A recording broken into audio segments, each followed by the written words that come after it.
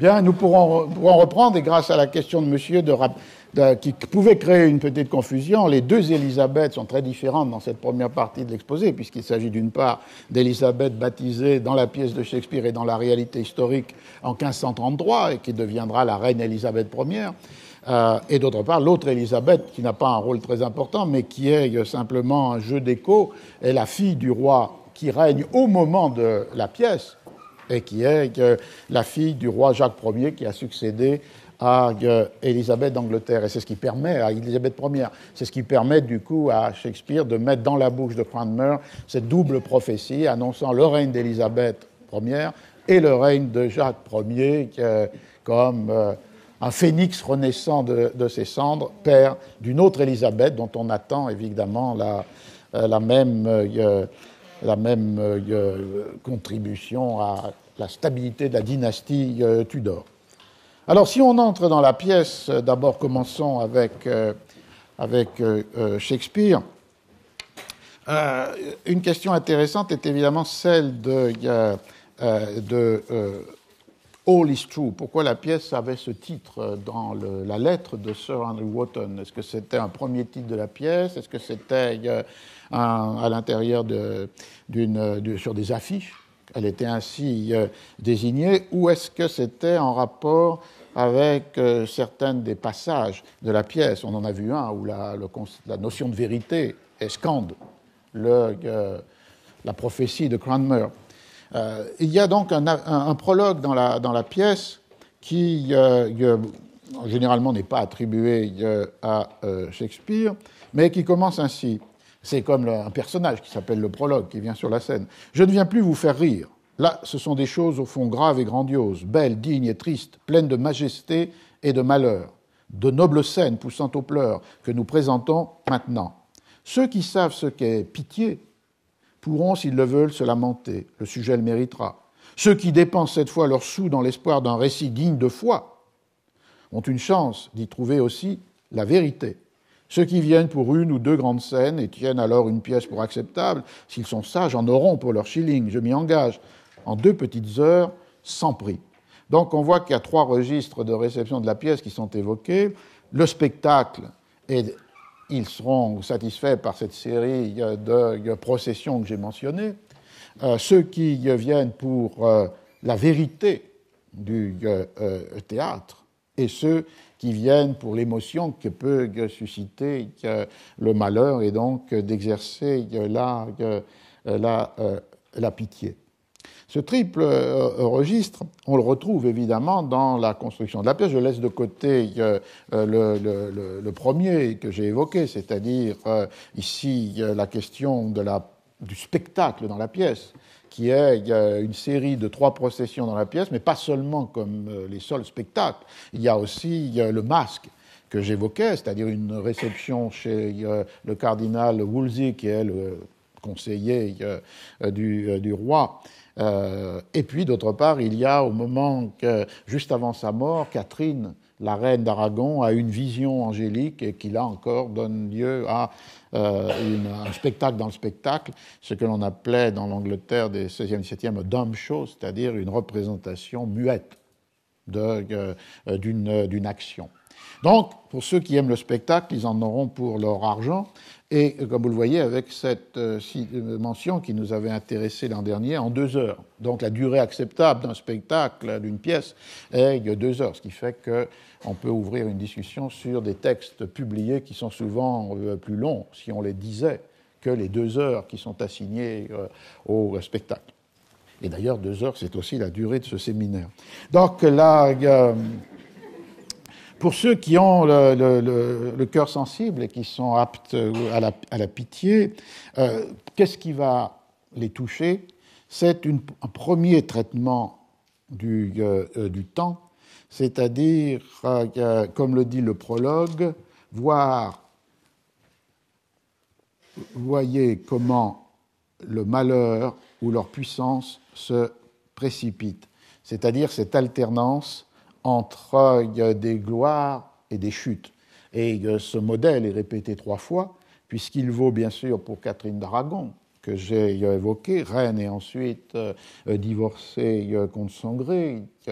Et il vaut avant, dans le premier acte de la pièce, pour un noble, Buckingham, qui est arrêté, puis jugé et décapité à la première scène du deuxième acte pour haute trahison. En fait, historiquement, ce Buckingham prétendait descendre d'un des fils, du dernier fils d'Édouard III, donc d'avoir aussi du sang royal et une possible prétention au trône. Dans les deux cas, la chute de Catherine et la chute de Buckingham, la responsabilité est imputée au même individu, le cardinal Wolsey, qui était le conseiller politique du roi, qui détestait Buckingham, qui s'était opposé à sa politique, et qui aussi détestait Catherine, qui est supposée être hostile à ses ambitions pour devenir pape. Et donc la machination de Wolsey est la forme humaine de la chute des deux personnages. Buckingham accusé à partir de témoignages qu'on peut penser comme de faux témoignages de son intendant, et Catherine mise en difficulté par l'insinuation par Wolsey de la nullité du premier mariage.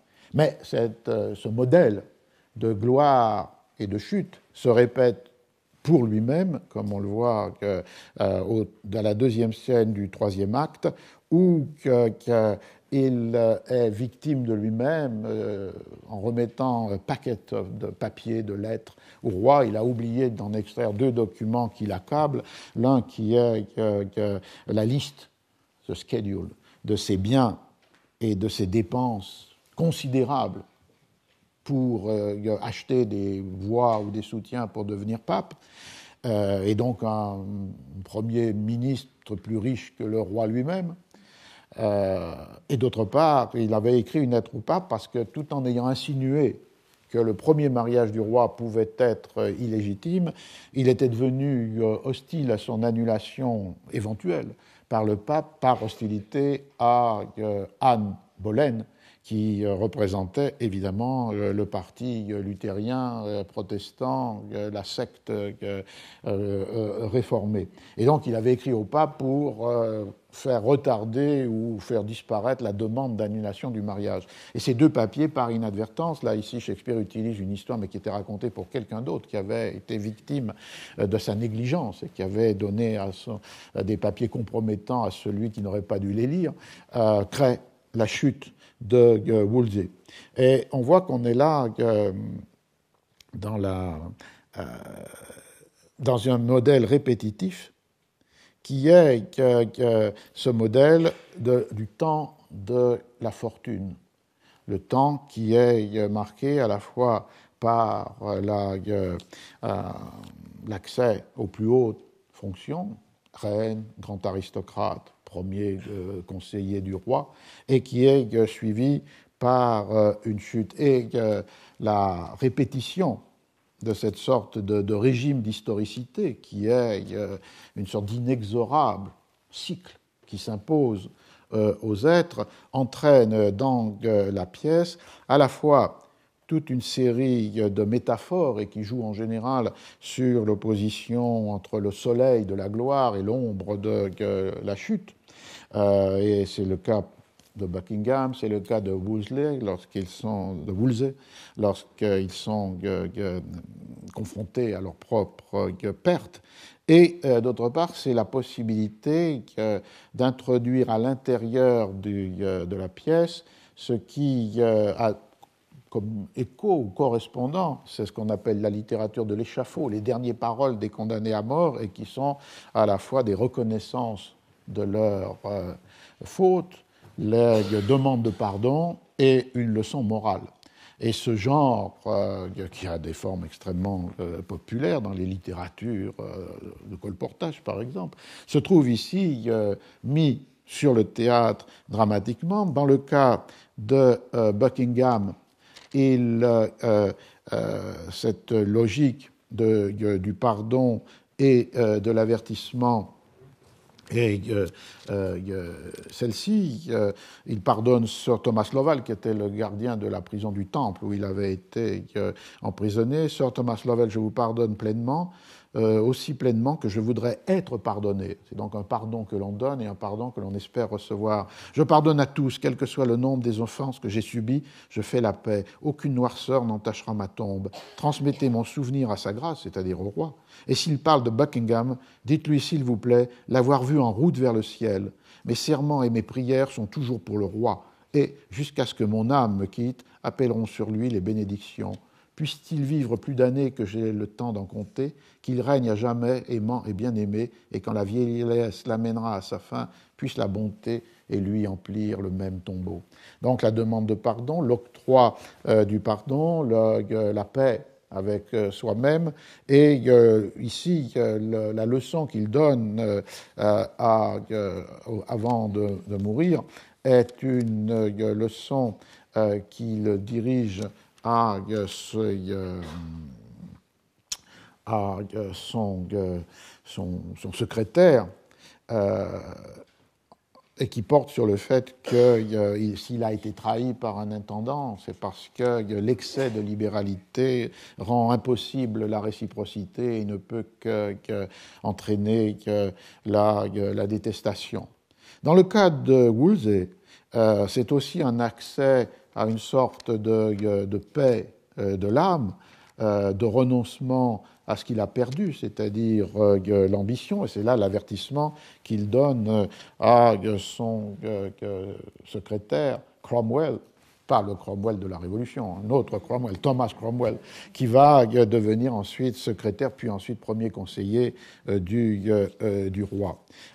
C'est la même logique de renoncement, d'apaisement, de pardon, donné ou reçu, et finalement d'avertissement contre, dans ce cas-là, l'ambition. Si j'avais mis à servir mon Dieu, fût-ce la moitié du zèle mis à servir mon roi, il ne m'aurait pas, dans ma vieillesse, livré nu à mes ennemis.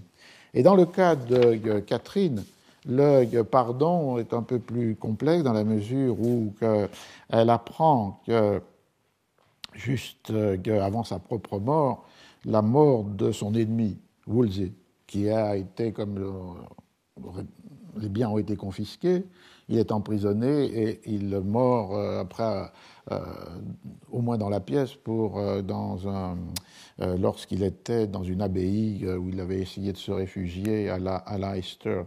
Et la reine trace un portrait un peu noir de Wolsey, son ennemi, en disant que l'ambition ou l'absence de toute pitié l'a perdu, mais son conseiller, Griffith, lui fait remarquer que les êtres sont souvent complexes et que de l'autre côté, Wolsey était un érudit qui dispensait ses largesses. Par exemple, il avait fondé 2 collèges, Ipswich et à Oxford, Corpus Christi. Donc, du coup, une sorte de pardon donné à ce personnage pourtant cause de son malheur. Et après la vision béatifique, un très beau passage dans lequel il y a cette demande faite à sa suivante qui doit porter une lettre au roi. Et la lettre est une lettre d'ailleurs authentique qui est présente dans les chroniques d'Holinshed et dont Shakespeare s'inspire. Rappelez-moi en toute humilité au souvenir de son Altesse, annoncez que son trop long souci quitte à présent ce monde. Dites-lui que, mourante, je l'ai béni, car je le bénirai. Mes yeux se troublent. Adieu, monseigneur Griffith. Adieu. Non, patience, c'est le nom de sa suivante. Vous ne me quittez pas encore. Je dois me coucher. Appelez-en d'autres. Quand je serai morte, mignonne, que l'on me traite avec honneur, couvrez-moi de fleurs virginales, et tout le monde saura qu'épouse je fus chaste jusqu'au tombeau. Embaumez-moi, puis exposez ma dépouille, et bien que reine défaite, en reine et fille de roi, enterrez-moi, je ne peux plus. I can no more. Et c'est la mort de la reine. Et donc on voit qu'il y a, à travers ce premier traitement de la temporalité, c'est-à-dire le cycle inexorable des chutes qui suivent les apogées, cette adresse à la pitié des spectateurs. Mais dans le prologue, on a vu qu'il y avait une deuxième exigence, qui est l'exigence de vérité. All is true, tout est vrai dans cette pièce.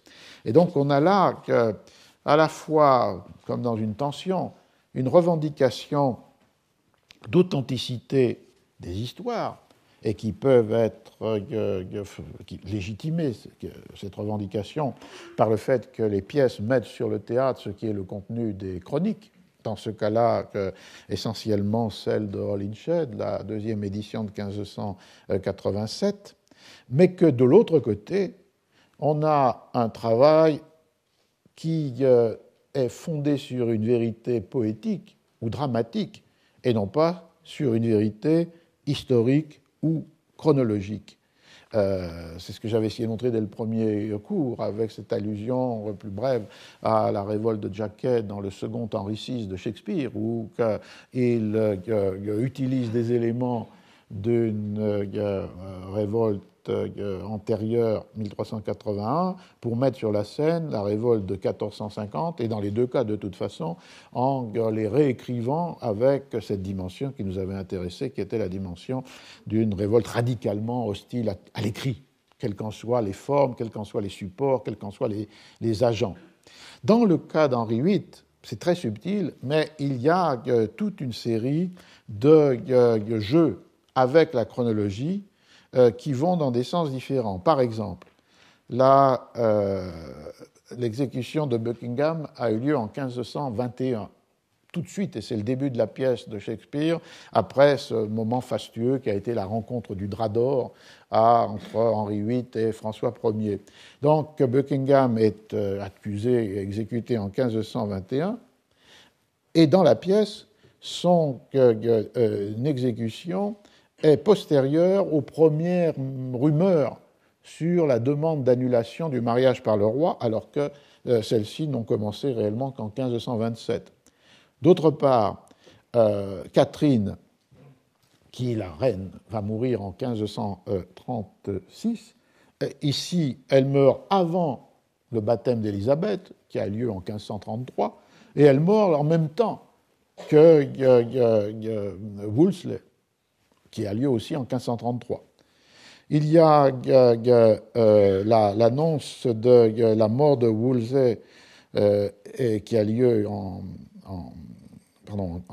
1530. Donc dans la simultanéité entre la mort de Wolsey et la mort de Catherine, il y a un double anachronisme, puisque Wolsey meurt en 1530 et la reine est supposée dans la pièce mourir en 1533, et en fait, dans la réalité, elle meurt en 1536.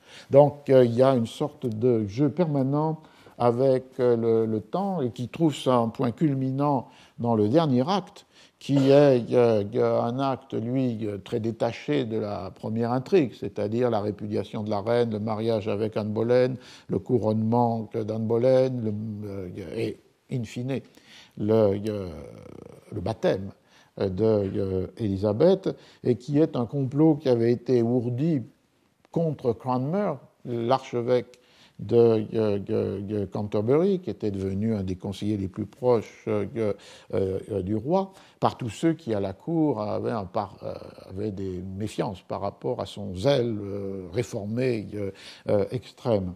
Et finalement, il avait été sauvé par le roi qui lui avait assuré sa confiance. Mais dans la pièce, ce complot contre Cranmer, qui date de 1544, est présenté comme antérieur au baptême d'Élisabeth qui a eu lieu en 1533. Donc il y a une extrême liberté par rapport à la chronologie des événements, avec des effets de condensation, des effets d'inversion, soit que des événements soient anticipés, soit que des événements soient retardés. Et donc, du coup, la vérité de la pièce, All is True, est une vérité qui correspond à une logique dramatique et non pas à l'ordre chronologique des faits ou du récit des faits dans les chroniques. Et il y a sans doute là, par rapport à cela, une deuxième conception du temps. La première, qui était celle liée à la pitié, c'est celle du temps de la fortune, les gloires et les chutes, le soleil et l'ombre. C'est un temps cyclique, c'est un temps inexorable, c'est un temps qui est imposé à tous, c'est pratiquement une loi naturelle. Donc c'est un temps de la répétition des destins, et qui donc sert comme un modèle, un pattern qui peut être indépendant dans sa logique des circonstances particulières, des individus singuliers.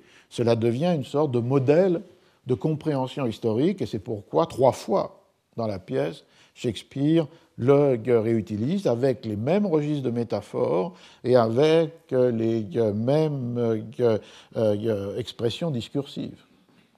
Le repentir, le pardon, l'avertissement. Il y a un autre temps, qui est ce temps, qui est celui de cette chronologie, qui est le temps des intentions, des désirs, des ambitions, donc du coup des complots, des conjurations. Là, on est sur un registre qui est un temps humain, mais qui est du coup un temps incertain, vulnérable, qui peut entraîner à la fois l'échec et qui peut être vulnérable au hasard. Et ce temps purement humain, qui est le temps des intentions individuelles des protagonistes, il est en quelque sorte manipulable. Il devient un temps malléable. Et il peut être ployé aux règles ou aux exigences d'une construction dramatique en totale liberté avec la chronologie des faits. Et donc je pense qu'on est là devant une sorte d'enchevêtrement dans la pièce, non seulement de différents rapports à l'histoire et au passé, mais aussi de différentes conceptions du temps.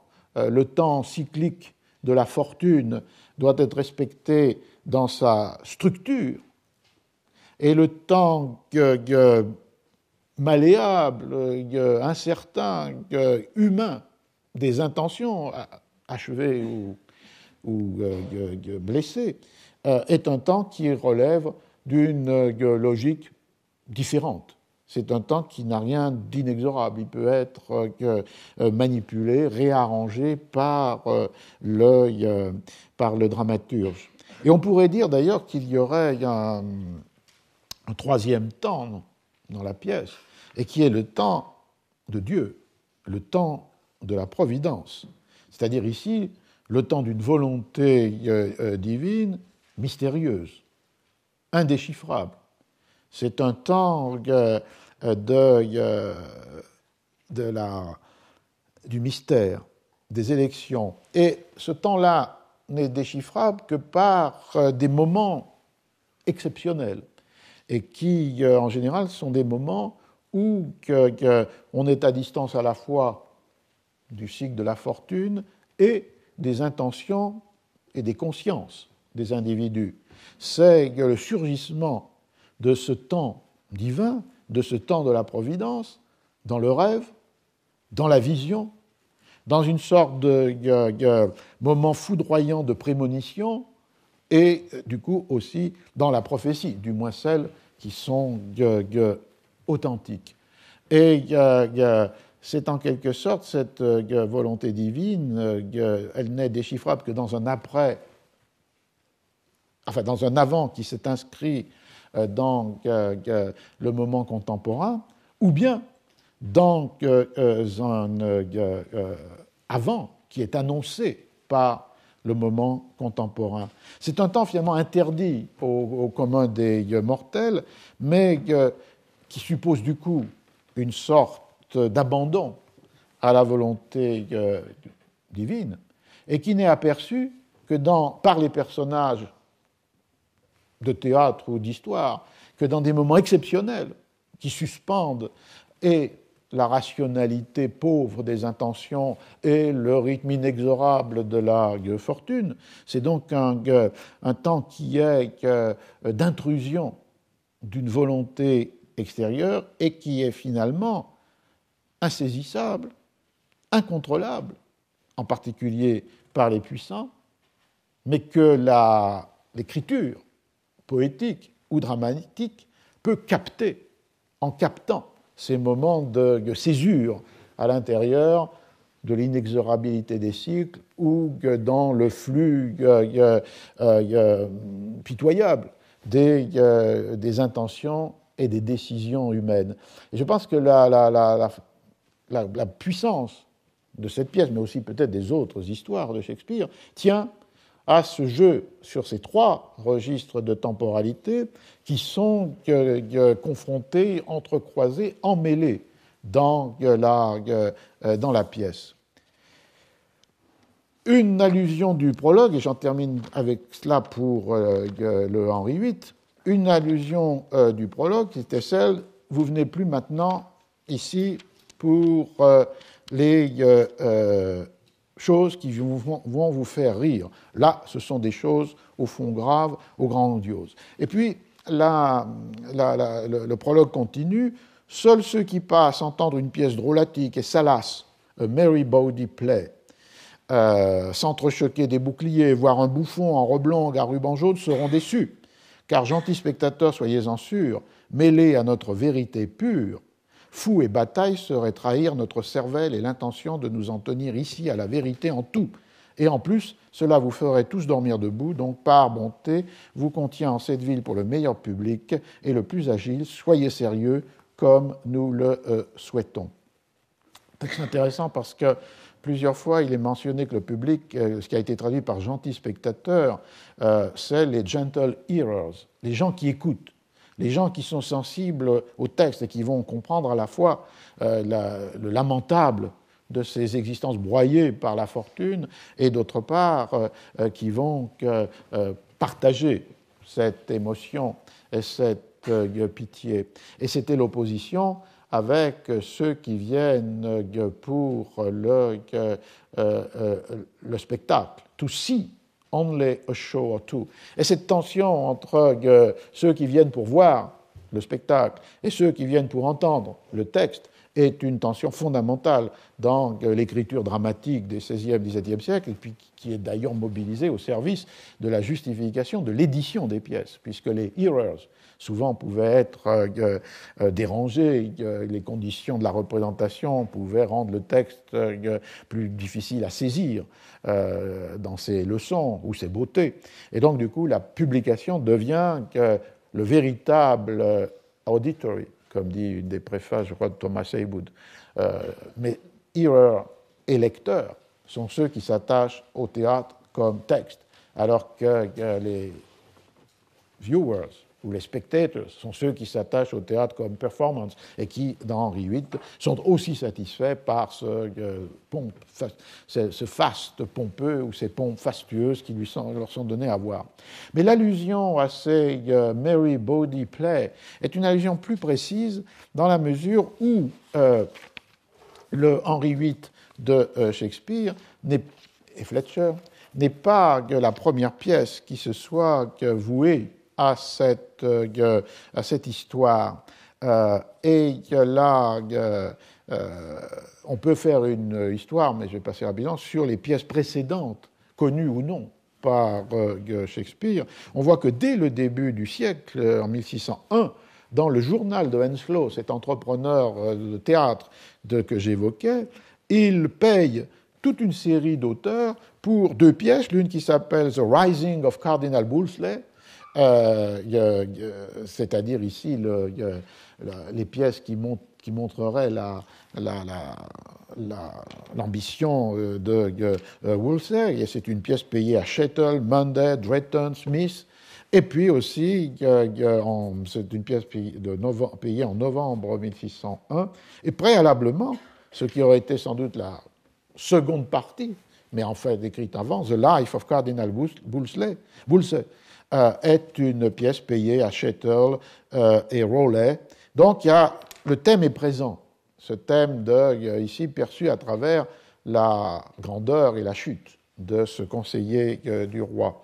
On trouverait aussi plus tard une pièce de Samuel Rowley qui a pour titre « Quand vous me voyez, que vous me connaissez »,« When you see me, you know me », et qui est sans doute la pièce à laquelle fait allusion ce prologue, dans la mesure où c'était bien l'histoire aussi du mariage du roi, et il y a des traces de cette pièce qui peuvent se retrouver dans la pièce de Shakespeare, et seulement là, enfin dans cette pièce de Rolla et pas dans le texte de la chronique de Holinshed. Donc il y a sûrement un rapport de connaissance, mais cette pièce était aussi une pièce avec des éléments comiques.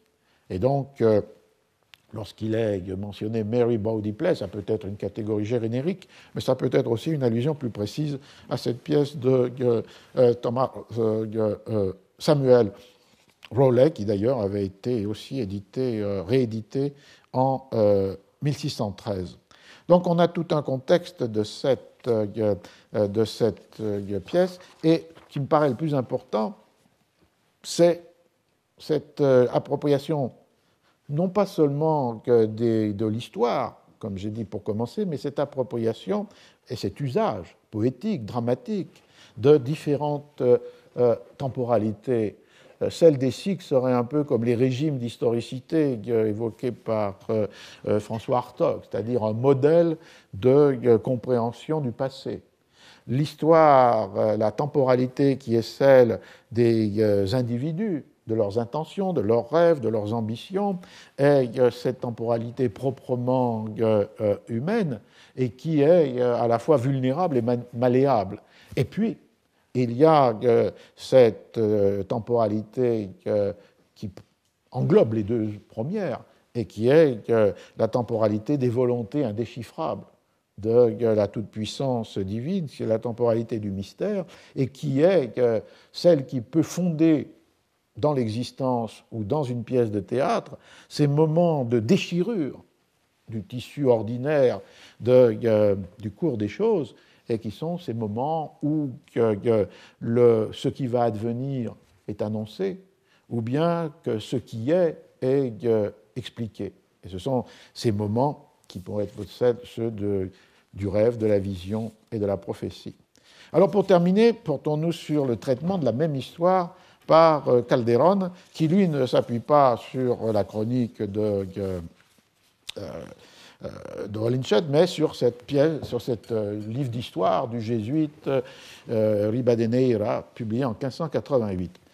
Il y avait au départ, pour le théâtre espagnol, une double impossibilité, assez paradoxale d'ailleurs.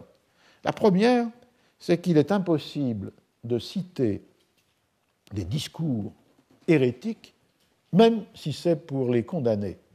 Et donc, du coup, pour une raison toute différente, on a, comme chez Shakespeare, une euphémisation de la réforme, puisque jamais le Henri VIII de Calderon ne tient un propos hérétique, même que ça pourrait être l'objet d'une radicale condamnation.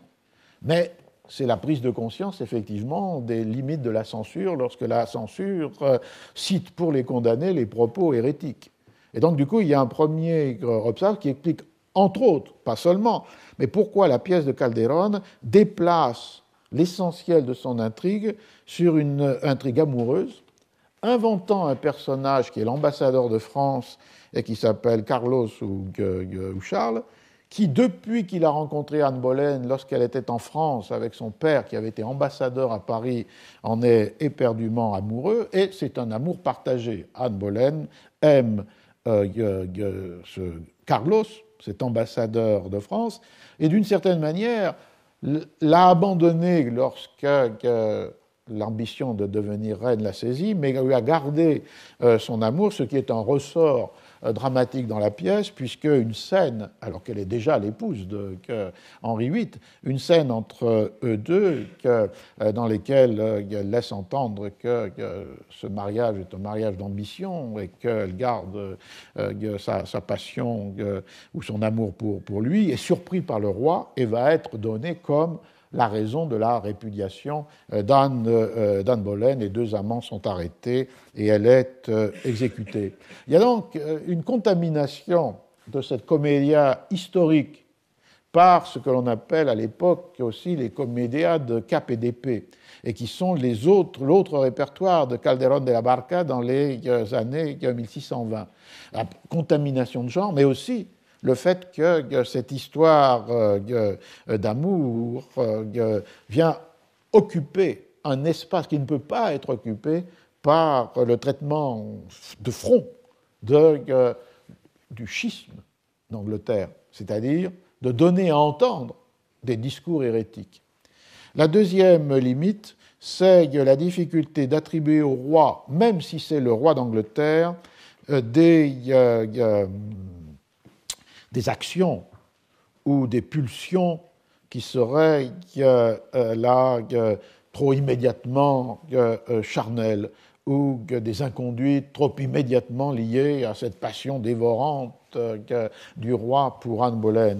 Et du coup, même si l'intrigue amoureuse devient centrale, pour autant, le roi de Calderón, le Henri VIII de Calderón, devient un roi dans un sens plus tragique que celui de Shakespeare, dans la mesure où c'est un roi qui est tourmenté, déchiré par le fait qu'il a à la fois abandonné, répudié la reine Catherine, et que d'autre part, il a rompu avec Rome et s'est affilié à la réforme protestante. Et toute la fin de la pièce est un roi, Henri VIII, désespéré, repentant, qui voudrait, traversé par le remords. Plusieurs fois, il a l'expression qu'est mal ici, qu'est-ce que j'ai très mal, combien j'ai mal agi. Mais la faute est irréparable. Et donc, il est impossible de retrouver ce qui a été détruit. Il a un moment même de vouloir retourner à Catherine ou de restaurer ce qui pourrait l'être. Donc c'est un Henri VIII qui ne peut pas être réduit à cette dimension du désir sexuel et de l'inconduite morale, parce que la figure du roi ne le permet pas, quelle qu'elle soit, et quel qu'il soit. Et que donc, mais en même temps, c'est un roi qui, tout en ne pouvant pas prononcer de propos hérétiques sur la scène, est profondément tourmenté par ce qu'il a fait.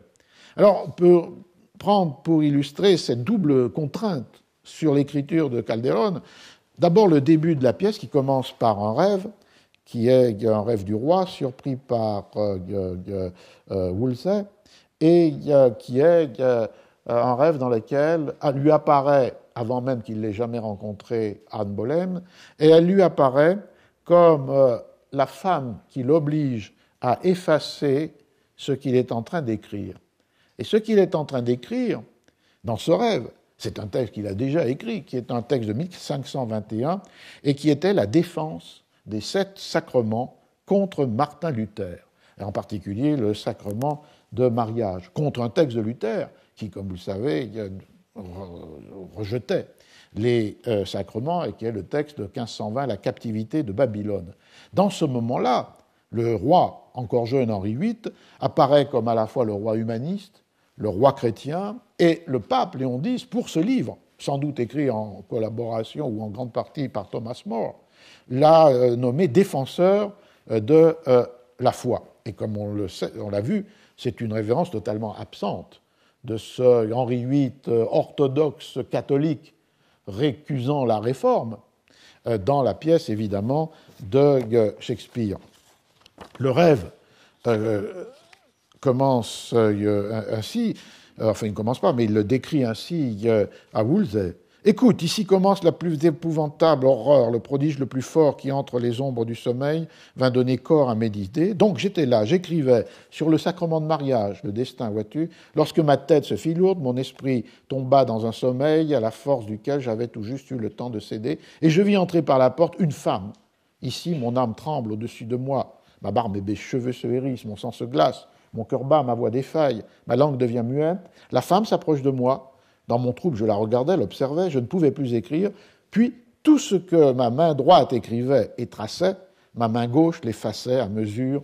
cette femme imaginaire qui tenait lieu de vérité, qui en avait la puissance. Maintenant, je suis éveillé, je la vois telle qu'elle était, j'en ai gardé tous les détails, l'image m'est restée de celle que j'ai vue tout à l'heure, et je crois que mon âme dort encore dans la confusion où nous sommes, des frayeurs et catastrophes. Quand l'âme s'endort, tant mieux si elle ne se réveille plus.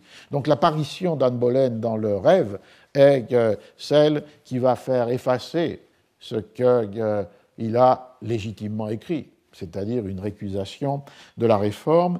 Et cette figure d'un roi qui s'efface lui-même, qui efface ce qu'il a été, c'est-à-dire défenseur de la foi catholique, elle est redoublée par un jeu de scène qui est dans le même début de la pièce, de la commedia, et qui est ce jeu de scène où Woolsey dit que 2 lettres sont arrivées, une lettre de Luther et une lettre du pape. Et dans un geste symbolique, Henri VIII s'exclame que Luther tombe à mes pieds et Léon X, le pape, monte à ma tête. Donc il veut mettre la lettre du pape sur sa tête et fouler aux pieds la lettre de Luther. Et comme le dit la didascalie, voulant jeter la lettre de Luther à ses pieds et mettre celle du pape sur sa tête, il fait le contraire. C'est-à-dire, c'est le redoublement de la main gauche qui effaçait la main droite. Et ici, il y a effectivement la confusion qui va le faire suivre Luther et non pas le pape. Du coup, ça explique les derniers vers de la pièce. Comme très souvent, les comédias se terminent non seulement par un résumé ou un titre, et là, c'est « Y aquí acaba la comedia del docto ignorante, du docte ignorant Enrique y muerte de Ana Bolena ». Donc le docte ignorant, c'est-à-dire ce souverain qui est tombé dans l'erreur, qui est conscient de l'erreur, mais qui ne peut pas réparer son mal. Du coup, un autre trait tout à fait puissant dans la pièce de Calderon, c'est que c'est le roi lui-même qui énonce les arguments qui vont contre sa volonté de rompre de faire annuler son mariage avec Catherine. Puisque une fois qu'il a retrouvé Anne Boleyn et que donc la personne du rêve est devenue une personne réelle, que celle-ci, manipulée par le Woolsey de Calderon, a accepté par ambition de feindre d'être amoureuse du roi, alors qu'elle reste attachée à son français, à son ambassadeur français, Charles, et que Woolsey la manipule parce qu'il y a dans cette pièce une énorme importance donnée aux prophéties et aux prédictions. Et une prédiction qui avait été faite à Woolsey était que una mujer sería mi destrucción. Une femme sera ma destruction. Et cette femme, il l'a identifiée comme Catherine d'Aragon. En fait, ce sera Anne Boleyn.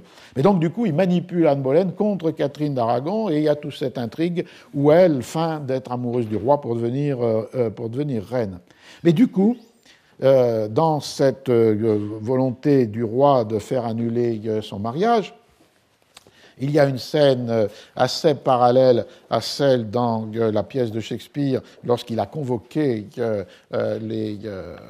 au Blackfriars tout un tribunal pour juger du cas.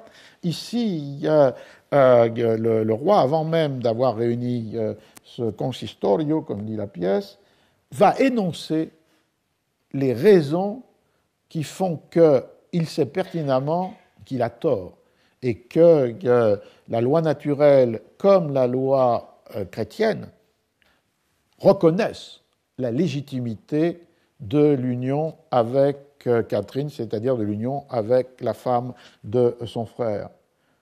Je n'ignore pas que Woolsey m'a trompé, que je me suis satisfait de sa fausse argumentation, mais c'est que ce feu d'enfer, là, dans mon cœur, fait qu'aveugler ma pensée troublée, nie des vérités et croit des mensonges.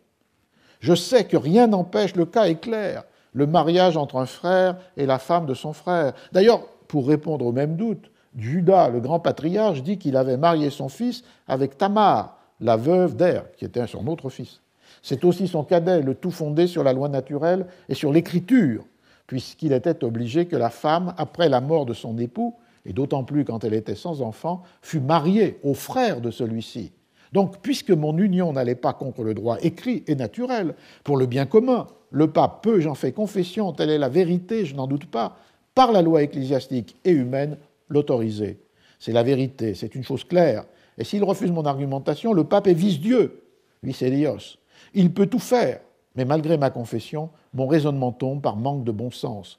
Que Catherine souffre parce que chrétienne, sainte et divine, oui, puisque les cieux veulent aujourd'hui m'abattre. Oui, puisque je suis dans des tourments qui m'envoient ainsi aux ultimes confins de la mort. Catherine, pardonne-moi, si j'ôte de tes tempes la couronne pour la mettre sur d'autres, puisque le ciel qui regarde tes malheurs et ton zèle pour ta plus grande gloire, dira mon châtiment et ta vengeance. Si tu perds, toi, ta couronne par vertu, une autre pourra la perdre par vanité, lubricité, ambition. Tel fut mon malheur, telle est mon étoile. C'est cette situation très paradoxale où Calderon fait énoncer par le roi à la fois sa condamnation, son malheur et l'impossibilité de toute repentance ou de toute restauration, réparation, et c'est d'autre part le paradoxe qui lui fait énoncer les fondements même sur lesquels le pape et l'Église refusent d'annuler le mariage. Et les allusions ici sont très précises, elles sont plus précises que chez Shakespeare, puisque la première allusion, elle est fondée sur cet épisode de Genèse 38, 6, 10, c'est-à-dire le fils de Judas, qui était le quatrième fils de Jacob, comme épousant sur la vie du patriarche, épousant la femme de son frère décédé. D'autre part, il y a un fondement sur l'Écriture qui renvoie à la loi naturelle. Ici, c'est le Deutéronome 25, 5, 10. Et on peut prendre dans le texte biblique, dans la traduction du XVIIe siècle de Lemaître de Sassy, lorsque deux frères demeurent ensemble et que l'un d'eux sera mort sans enfant, la femme du mort n'en épousera point d'autre que le frère de son mari, qui la prendra pour femme et suscitera des enfants à son frère, et il donnera le nom de son frère à l'aîné des fils qu'il aura d'elle, afin que le nom de son frère ne se perde point dans Israël. Et on voit que cette idée est à la fois le souci de la transmission du nom et le souci de la conservation du patrimoine. Et dans le cas de la Genèse 6.10, que j'évoquais, chapitre 38, 6.10, qui était le cas des fils de Judas, c'est un passage très important puisque Judas fit épouser à Er, son fils aîné, une fille nommée Tamar. Ce Er, fils aîné de Judas, fut un très méchant homme, et le Seigneur le frappa de mort. Judas dit donc à Onan, son deuxième fils, « Épousez la femme de votre frère et vivez avec elle, afin que vous suscitiez des enfants à votre frère. » Onan, voyant la femme de son frère aîné, et sachant que les enfants qui naîtraient d'elle ne seraient pas à lui, empêchait par une action exécrable qu'elle devînt mère, de peur que ses enfants ne portassent le nom de son frère. C'est pourquoi le Seigneur le frappa de mort, parce qu'il faisait une chose détestable. Et donc, le crime d'Onan et la condamnation du solitary sex, comme dit le titre d'un livre d'un collègue américain, trouve là, dans à la fois le péché d'Onan, une sexualité sans enfantement, mais aussi, ou sans fécondation, mais aussi le fait de ne pas respecter ce commandement qui est d'épouser la femme du frère mort pour perpétuer le nom, la lignée et le patrimoine, sont donc deux éléments vétérotestamentaires qui fondaient le refus de l'annulation. Et il ajoute, Henri VIII, qui est en quelque sorte la condamnation de lui-même, il ajoute que non seulement le pape, qui était en ce cas-là Jules II, avait donné une dispense pour le mariage, en 1509, entre lui et Catherine, mais qu'aussi, même face à sa propre argumentation, le pape qui est vice-dios a tout pouvoir pour la récuser. On est donc dans une, et on retrouverait, mais nous n'avons plus le temps, mais d'autres moments de la pièce dans laquelle le roi est celui qui énonce les raisons chrétiennes, entendons catholiques, de sa propre condamnation. Et on retrouverait ici ce que je disais sur l'impossibilité d'un roi proférant des propos hérétiques, mais d'un roi à qui Calderón met dans la bouche les propos les plus orthodoxes qui dénoncent son hérésie ou sa faute. La dernière scène est une scène intéressante parce qu'elle est un exemple chez Calderón de la condensation des événements. On y voit la chute de Wolsey, qui a eu lieu effectivement en 1529 et sa mort en 1530. Il a été dénoncé par Anne Boleyn, à laquelle il demandait une rétribution pour l'avoir aidé à accéder au trône. Et dans le texte de Calderón, il annonce ce suicide en se jetant dans le vide, alors que chez Shakespeare, il meurt de maladie ou d'épuisement dans un couvent qu'il a recueilli. Simplement, on voit ici comment certains dramaturges exploitent les chroniques ou les histoires qui leur servent de fondement, parce que dans le texte de Ribadeneyra, on trouve la mention « on dit que Wolsey, pour ne pas se voir tomber dans le déshonneur, s'était donné la mort avec du poison, con hierbas. » Là, ce ne sont pas des hierbas, c'est le fait qu'ils se jettent dans le vide. Et Ribadeneyra ne reprenait pas comme une vérité historique ce suicide de Wolsey. Mais dans une dramatisation, Calderón suit, en la transformant, cette mort que Wolsey se donne à lui-même. Le deuxième événement, c'est la mort de Catalina, de Catherine d'Aragon, qui est contemporaine, alors comme je l'ai dit, elle meurt seulement en 1536. Et là aussi, Calderón va exploiter un détail, mais qui n'était pas repris comme une vérité historique par Ribadeneyra, lorsqu'il disait « La reine, dans une douleur et tristesse de cœur qui ne cessait jamais, mourut non sans que ne fût suspecté son empoisonnement. No sin sospecha de veneno. » Et donc, dans ce cas-là, c'est Anne Boleyn qui demande au roi à voir le courrier qu'il a reçu de Catherine et qu'il va lui envoyer et qui y met le veneno, le poison qui va tuer Catherine. Donc c'est intéressant puisque c'est une utilisation anhistorique d'une source historique, où des propos rapportés, mais qui ne sont pas assumés par l'historien Ribadeneyra, deviennent des éléments qui dramatisent une reine empoisonnée et un mauvais conseiller suicidé.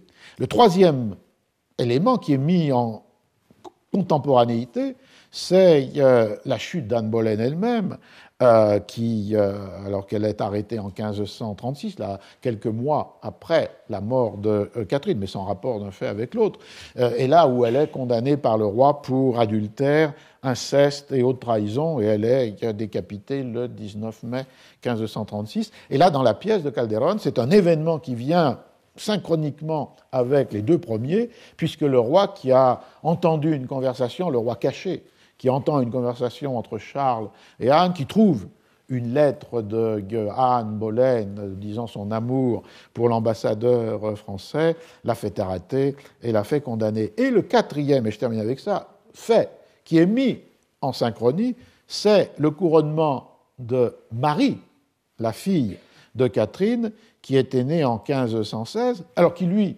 est une réalité tout à fait inventée par Calderón, puisque plusieurs fois, dans des actes de succession successifs, le roi Henri VIII avait fait déclarer Marie illégitime et l'avait donc écartée de toute possibilité d'accès au trône. C'est le premier acte de succession de 1533, le second acte de 1536 qui, du coup, dans ce cas-là, écarte aussi Élisabeth, la fille de la traîtresse Anne Boleyn, et donc laisse comme seul héritier légitime le fils de Jane Seymour, la troisième épouse d'Henri VIII, c'est-à-dire Édouard. Et ce n'est qu'en 1544 que les deux filles, celle de Catherine, Marie, celle d'Élisabeth, celle de Anne Boleyn, Élisabeth, sont réintroduites dans un ordre de la succession, sur la pression d'ailleurs de Jeanne Seymour, de Catherine Parr, la dernière épouse de Henri VIII, et qui souhaitait une sorte de réconciliation. Et donc, c'est pour cela que l'ordre de succession va devenir, de fait, à la mort de Henri VIII, Édouard VI, le fils de Jeanne Seymour, puis Marie, la fille de Catherine d'Aragon, puis Élisabeth, la fille de Anne Boleyn. Mais il y a là une réalité historique totalement inventée, ce couronnement, mais qui a un effet dramatique puissant, puisqu'il y a simultanéité entre l'exécution d'Anne Boleyn, la luthérienne, et le couronnement supposé de Marie, la catholique. Et je vais terminer avec cette lecture, puisque la didascalie qui décrit ce qu'on voit sur la scène est la suivante. On peut dire, c'est un couronnement qui est en fait un serment d'allégeance du royaume à Marie, et elle-même prêtant un serment aux principes fondateurs du royaume.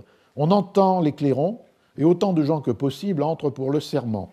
Le roi et la princesse, donc le roi Henri VIII, la princesse Marie, fille de Catherine, montent sur le trône, au pied duquel, au lieu du coussin, doit se trouver le corps d'Anne Boleyn, couvert d'un taffetas.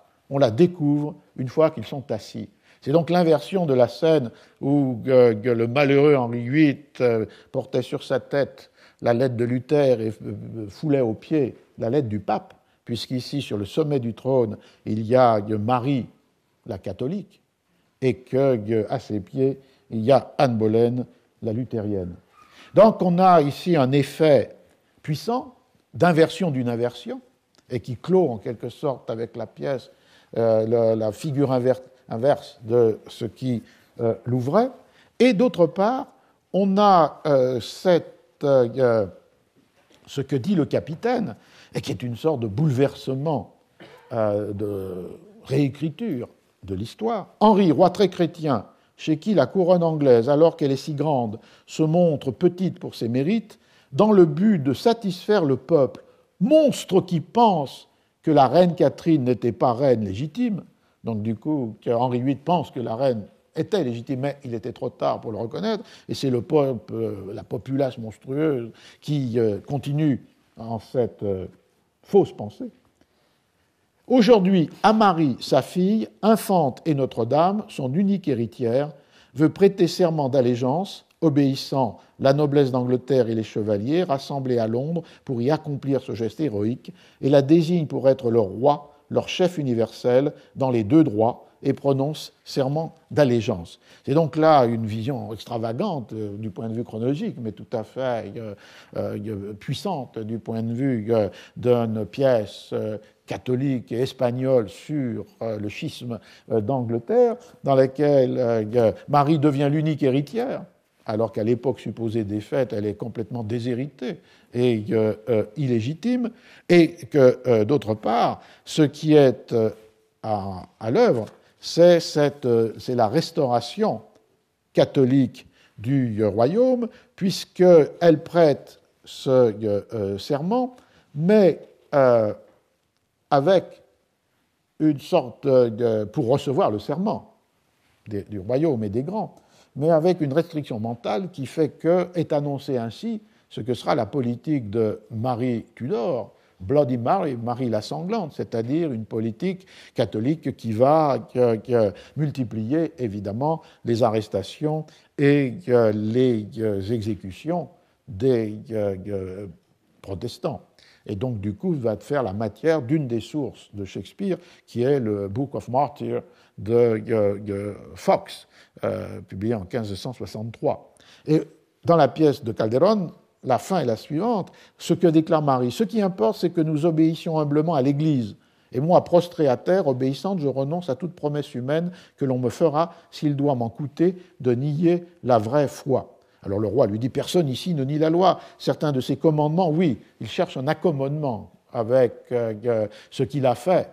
Et ce que Marie veut, désire, comme catholique fervente.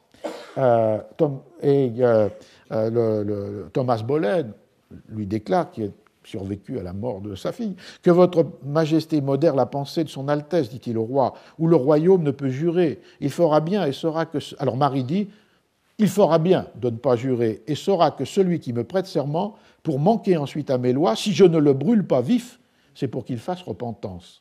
Et finalement, il y a ce moment où le capitaine dit, le roi prête serment? Oui, car notre roi l'ordonne, répondent-ils tous. Thomas Boleyn s'adresse à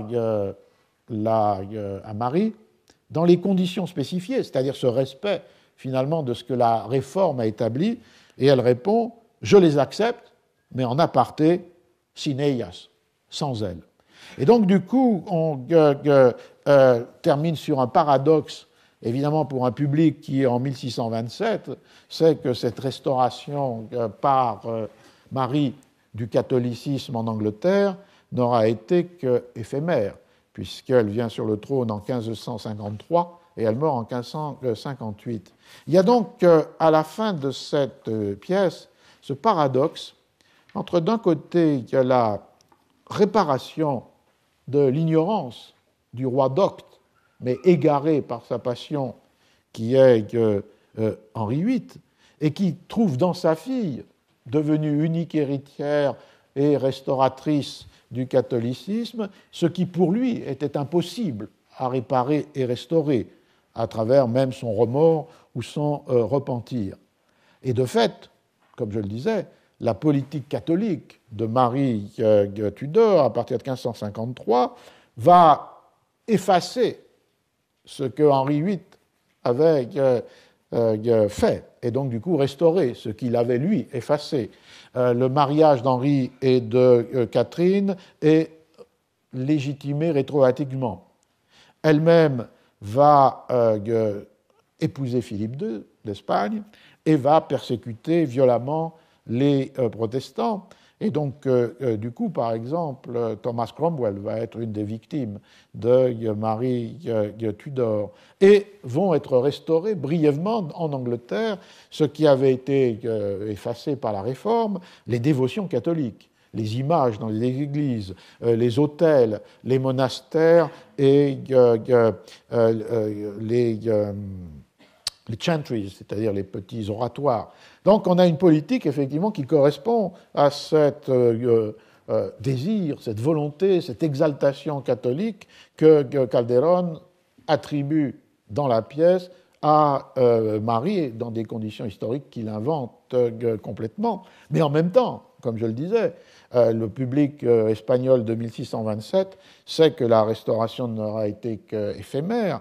Marie mort en 1558 et celle qui lui succède, Élisabeth, la fille d'Anne Boleyn, elle va retourner à l'orthodoxie nouvelle de la Church of England et au protestantisme qui la porte. Du coup, on retrouverait in fine chez Calderon, avec aussi cette inversion par rapport à la fin d'Henri VIII de Shakespeare, c'est la prédication ou la prophétie de Cranmer annonçant Élisabeth. La fin de la pièce chez Calderón de la Barca, c'est ce couronnement, ce serment de Marie annonçant son règne. Mais ce que l'on retrouverait parallèlement dans les deux pièces, c'est le fait que dans la pièce de Calderón de la Barca, avec cette tension entre ce qui est annoncé par Marie et ce qui est de fait advenu, une restauration mais rapidement effacée, on retrouverait, me semble-t-il, ce jeu des dramaturges avec les deux temps que j'évoquais. Il y a aussi le temps cyclique chez Calderon, avec le pouvoir et la chute de Wolsey, mais on retrouve surtout cette tension entre le temps des intentions, y compris celles de Marie, qui sont toujours fragiles, vulnérables, réversibles, et d'autre part, le temps de la providence, qui, lui, est un mystère inconnu, indéchiffrable, et qui exerce ses volontés indépendamment de la perception que l'on peut en avoir les acteurs humains, ce qui est une possibilité, du coup, de réinstaller la monarchie du roi très chrétien, celle d'Espagne, dans des desseins de la Providence qui la protègent, mais sans pour autant nécessairement que ces desseins soient déchiffrables par l'histoire que font les individus. Donc voilà cette comparaison que je voulais proposer aujourd'hui.